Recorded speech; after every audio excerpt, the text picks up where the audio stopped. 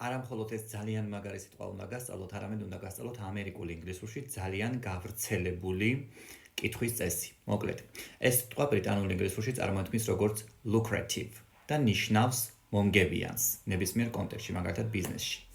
რაც შეეხება ამერიკული ინგლისურის წარმოთქმას, როდესაც T-ასო მოთავსებულია ორ ხმოვან შორის, ნებისმიერ ხმოვან შორის, ის არ წარმოითქმის როგორც T, არამედ წარმოითქმის როგორც D or like that.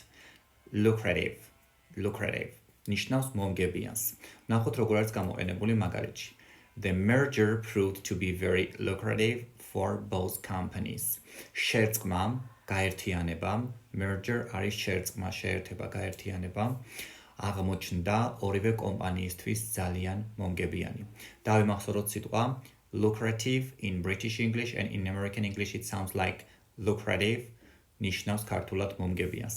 არ დაგვაუწყოს ვიდეოს მოწონება და გვერდის გამოწერა.